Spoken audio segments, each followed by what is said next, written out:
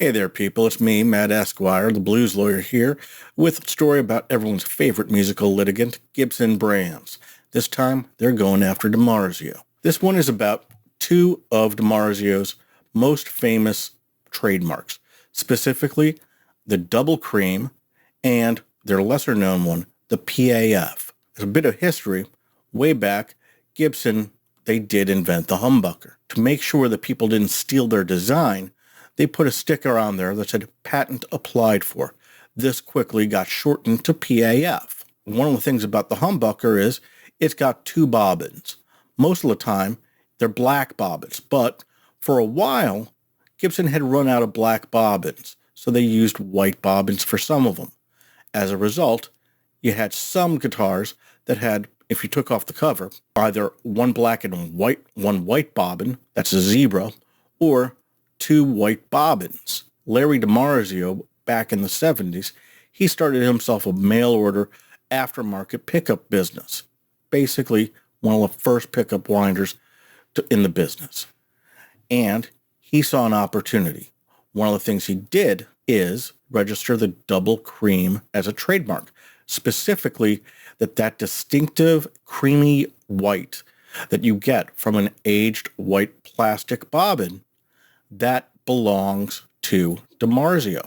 So if you sell a pickup that's made up of two cream bobbins, expect a letter from DiMarzio saying, stop it. Gibson's going after that. The other one that DiMarzio registered was PAF, patent applied for. A lot of people don't know about this, especially because everyone in the business refers to the original humbuckers as PAFs. If you're going to try to make a humbucker that sounds like one of those originals, you're going to call it a PAF.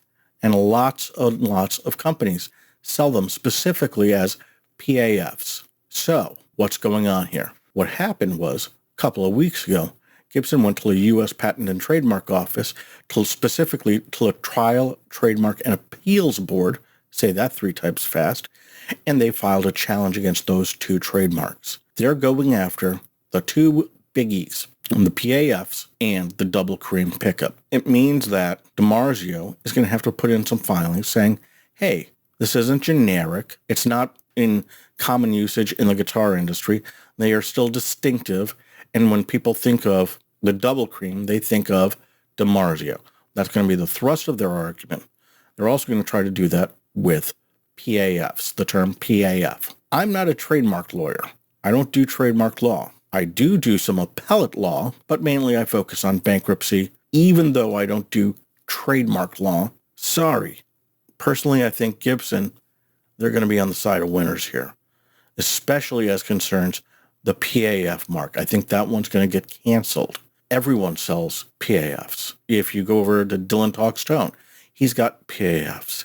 Everyone has PAFs. And to think that everyone who markets something old style, 57 style pickup as a PAF, if you call it a PAF, to think that DiMarzio is going to send you a cease and desist letter for that, I think DiMarzio is going to have a hard time showing that it's been enforcing that trademark.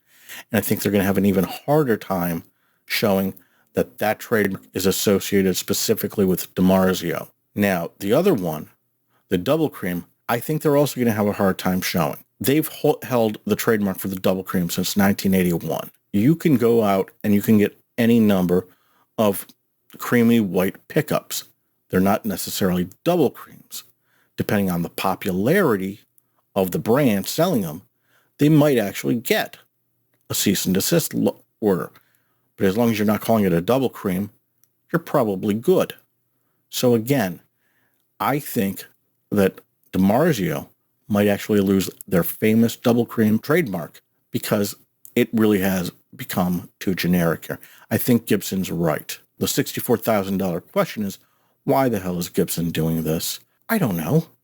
I mean, Gibson sells its own pickups. They've been selling their own pickups for years. I don't think it's that they want to sell something called the PAF in double cream and not have to worry about DiMarzio coming after them. I don't think that DiMarzio is in Gibson's legal league, so to speak. Again, why are they doing it? It's a mystery right now. It's probably not because they looked at their lawyers and said, oh, you guys haven't been suing enough on our behalf. Here, have some billable hours. Regardless, this is going to drag on for probably a couple of years. This isn't the first time that the double cream has been challenged. The last time it got challenged, that litigation dragged on for 3 to 4 years. There's probably going to be a lot of filings, but right now we're at the beginning. Gibson filed their challenge, and DiMarzio has until the middle of January to file their answer. We'll keep you updated. Don't expect a resolution to this anytime soon. Until next time, happy holidays, less fiddling, more playing.